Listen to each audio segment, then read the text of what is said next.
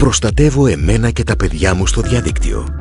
Το διαδίκτυο είναι μέρος της ζωής όλων των Ελλήνων. Το χρησιμοποιούμε όλοι καθημερινά. Κρύβει όμως και αυτό, όπως και η ίδια η ζωή, παγίδες και κινδύνους. Ειδικά τα παιδιά και οι έφηβοι είναι ιδιαίτερα ευάλωτοι. Με τη σωστή ενημέρωση μπορούμε να προστατεύσουμε εμάς και τα παιδιά μας. Το διαδίκτυο είναι το μεγαλύτερο δίκτυο υπολογιστών στον κόσμο, στο οποίο συνδέεσαι από παντού. Μπορείς να συνδεθείς ακόμα και μέσα από την τηλεόραση, μία παιχνιδομηχανή ή και ένα κινητό τηλέφωνο.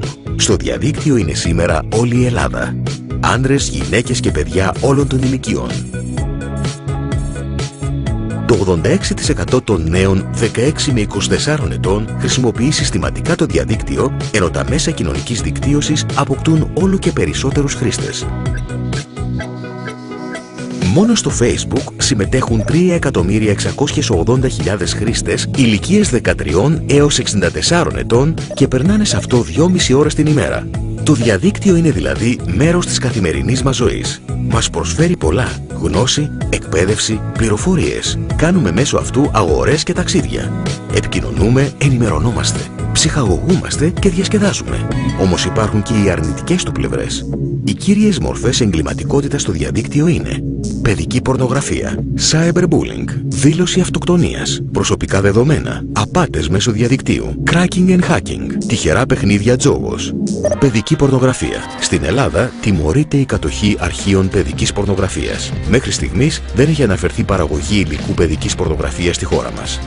Από το 2004 έως και το 2011, 680 χρήστες ενεπλάκησαν σε υποθέσεις διακίνησης υλικού παιδικής πορνογραφίας στη χώρα μας. Για την αντιμετώπιση της παιδικής πορνογραφίας, η δίωξη ηλεκτρονικού εγκλήματος συνεργάζεται στενά με τις εισαγγελικές αρχές, μη κυβερνητικές οργανώσεις, την Interpol και την Europol. Πώς αναπτύσσεται η παιδική πορνογραφία? Οι δράστες αποπλανούν ανηλίκους σε chat rooms και σελίδες κοινωνικής δικτύωσης και μαθαίνουν τον τόπο διαμονής, τα ενδιαφέροντά τους και τις σεξουαλικές τους εμπειρίες.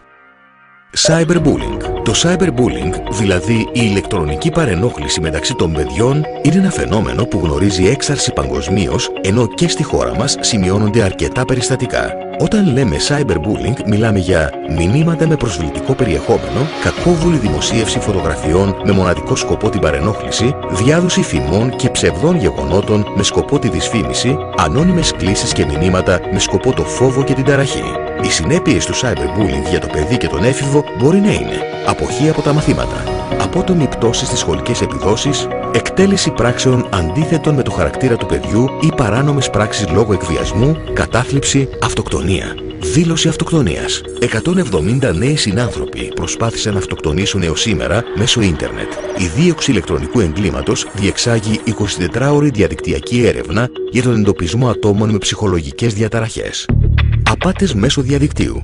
Οι 10 κυριότερες διαδικτυακές απάτες είναι νιγηριανές απάτες, ισπανικό λότο, phishing προσωπικών στοιχείων μέσω email, παραπληροφόρηση για προϊόντα που αγοράζονται online, αγορές online που δεν παραδίδονται ποτέ, υπέρογγες χρεώσεις σε πιστωτικές κάρτες για υπηρεσίες που ποτέ δεν ζητήθηκαν ή είχαν παρουσιαστεί σαν δωρεάν, συστήματα εργασίας στο σπίτι που υπόσχονται ιδιαίτερα αυξημένες πωλήσεις και κέρδη, προσφορά εργασίας στο εξωτερικό, υποκλοπές κωδικών ασφαλείας και PIN καρτών μέσω διαδικτύου, κάλπικες ιστοσελίδες, cracking και hacking.